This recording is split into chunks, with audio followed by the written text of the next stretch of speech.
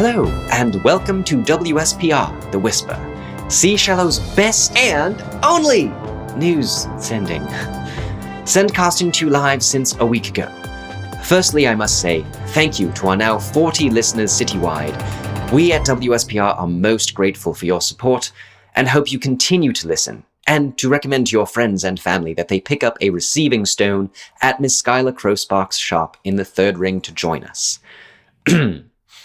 As our listenership has grown, so too has the staff here at WSPR, and joining us right now in the studio is one of them, another hire to join our Reporters of News team. Perhaps you'd like to introduce yourself. Oh yes, I'm Quinn Wiggleziggle, your new favorite news gnome here at WSPR and on Bubble at Radishes for Life. I'm so excited to be here. Oh my goodness. What an honor to share my voice, perspective, and adventures with you all. I just love Seashallow and getting to explore and talk about all the wonderful and crazy things that go in our delightful city. Just this morning, as I was getting a taxi to this super cute headquarters, so spacious, oh my gosh, the gondoliers started singing to me. I felt like I was a princess. Oh, so special. Where else in the world would that happen? Well. I'm sorry, Bubble? Oh yeah, you're like super ring one. Okay, facts. It's the super wavy magical means for sharing bits of your life with your friends. We should totes have an official WSPR bubble. Oh, boss man, she's right. It would definitely help get some new listeners from, not your parents' generation. What would be a good name? Wizard-supported public reporting. No, that's too much of a mouthful. What about Whisper to Me? What about at The Truth Shall Set You Free? Nah. No. That's also a mouthful. Star babe. At WSPR News, straightforward and official. I do like official. What did you mean mouthful.star? Oh, it's just that's like a trending funny .star. Like, what else is trending? My city is too full .star, my hero .star, turn the tourney .star, that sort of thing. What about at The Whisper? Ooh, I like that one. Great, it's settled. I'll set it up right now for you, boss man.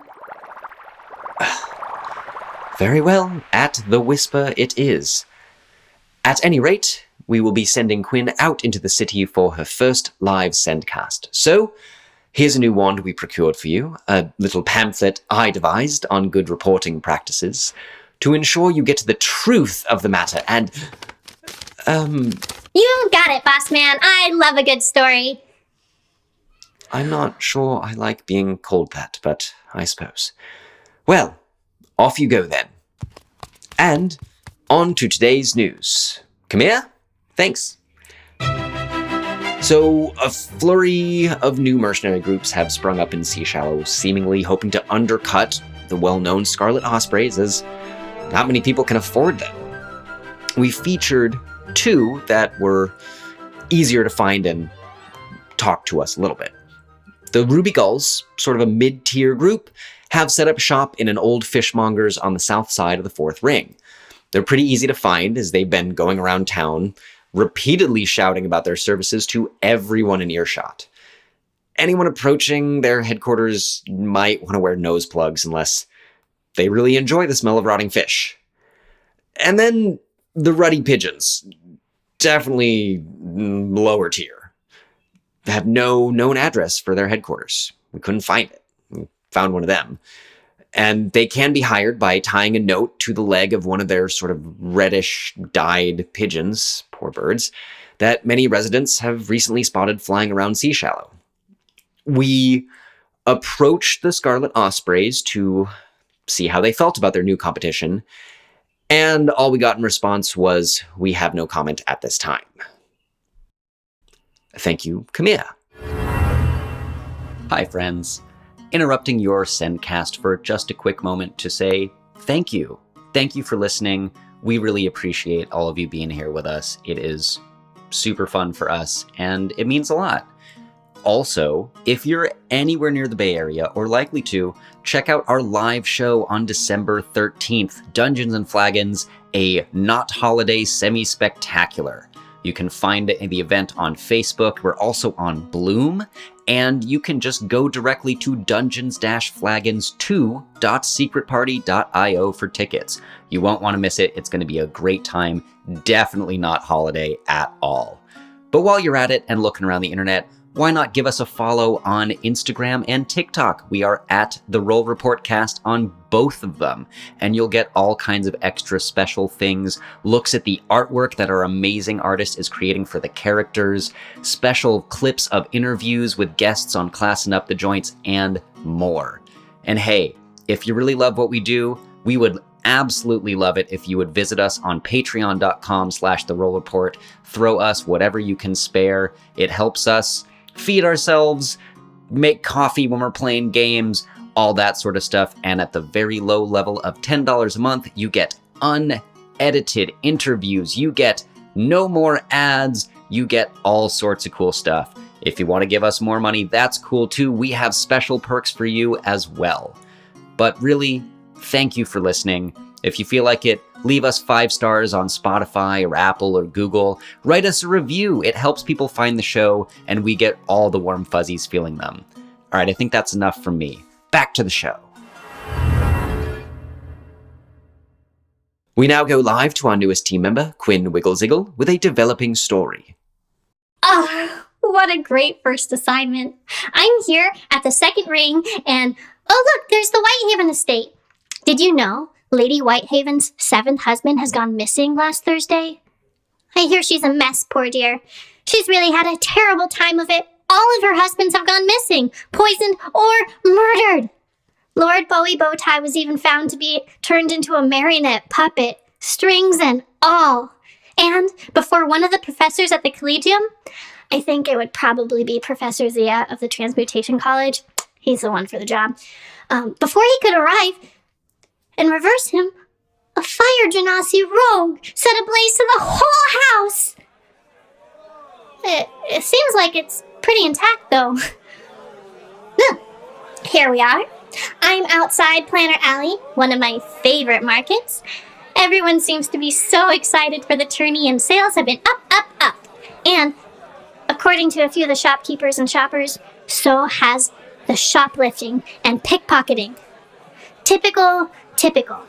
If you'd like to make sure your wares and coins stay safe, I highly recommend Gnome's Goods Glitzy Glamour's Pouch of Concealment.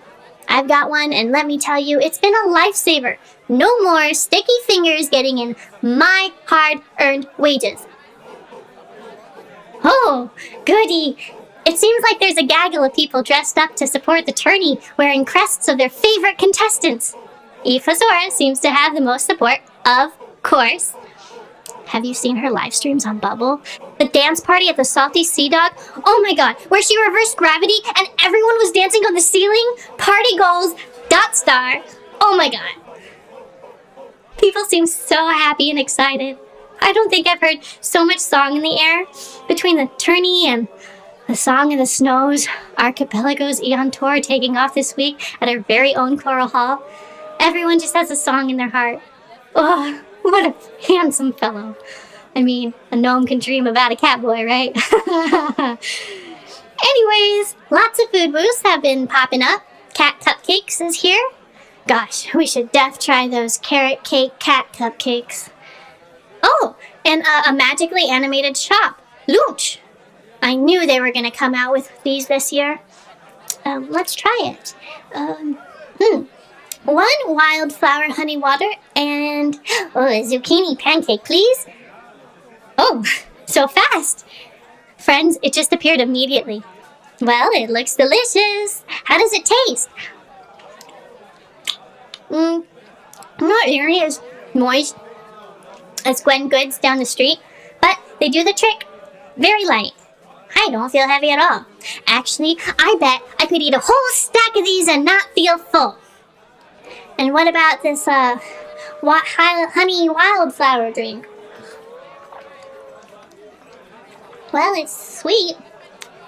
I'm not sure I can tell what wildflowers are being used, but seems a bit generic. But I sure feel inspired in a way I hadn't before. This stuff sure feels magical and is worth trying for sure. I get why everyone is singing. Everything's just so inspiring. I love this city and wish I could get with that kitty. Oh, did I sing that out loud? I see a brown cloud. Rocky, what's the weather say for the rest of the day? And now, the weather. No mention of any brown clouds. But the week has been very nice, with some warm rain. The storm we expected did hit the city, but did little damage. More good weather is on the way. Thank you, Rocky and Quinn. Well, it's been quite a week in our fair city for visitors and residents alike. My new companions, Yorick, Galen, and Princess Rivulet, have been exploring the city with me as we watched Seashallow fill with visitors here for the impending Wizard's Tourney. After our long day spent uncovering the scheme by, presumably, the red-robed priest Theobald to send shipments of undead to Seashallow, it's been a relatively peaceful time, simply getting to know one another quite well, and getting to know the city.